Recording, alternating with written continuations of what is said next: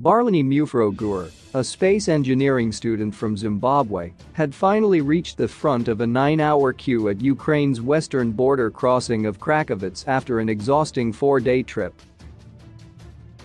It was her turn to cross.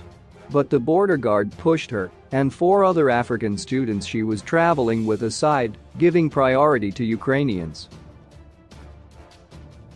It took hours and relentless demands before they were also allowed to go through border control.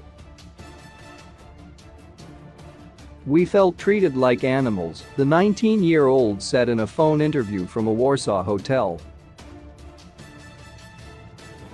Gur, a freshman at the National Aviation University, fled Kyiv hours after Russian President Vladimir Putin ordered troops into Ukraine on February 24. "When we left Kyiv, we were just trying to survive," she said. "We never thought that they would have treated us like that. I thought we were all equal, that we were trying to stand together," Gur added.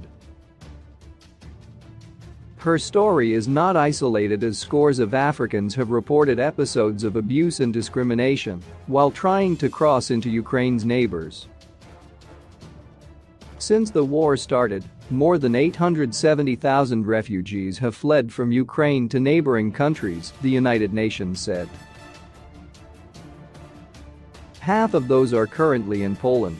Queues along the border are now tens of kilometers long, with some African students describing to Al Jazeera how they have been waiting for days to cross amid freezing temperatures and with no food, blankets or shelters.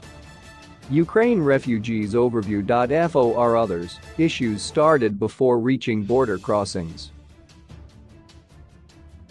Claire Moore, another black student, was pushed down as she tried to board a train at Lviv's train station. The guard insisted that only women could take the train. The officer looked away, Moore said, as she pointed out that she was, indeed, a woman.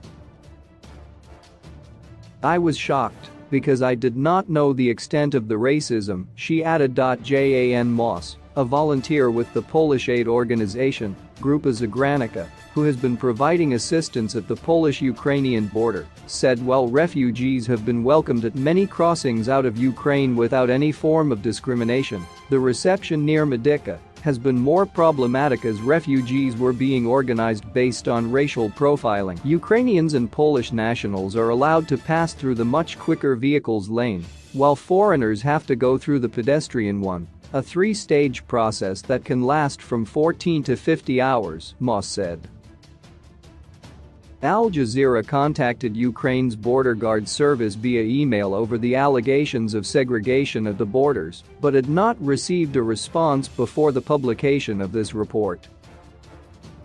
In the last 20 years, Ukraine has emerged as a choice destination for African students, especially in medicine-related fields, as it is cheaper compared with universities in the United States and elsewhere in Europe.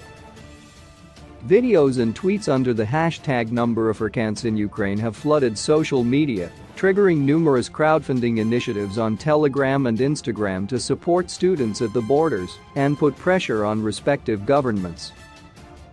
The African Union reacted to the outcry on Monday. Reports that Africans are singled out for unacceptable dissimilar treatment would be shockingly racist and in breach of international law, it said in a statement.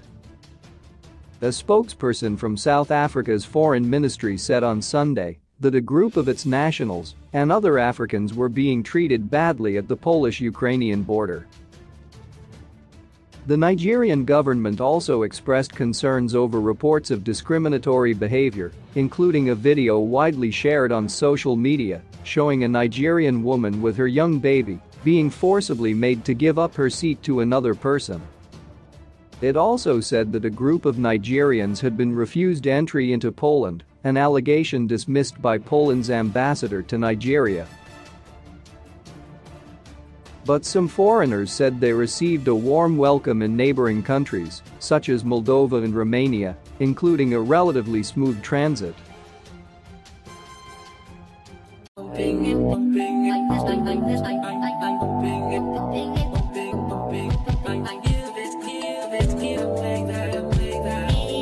Just to feel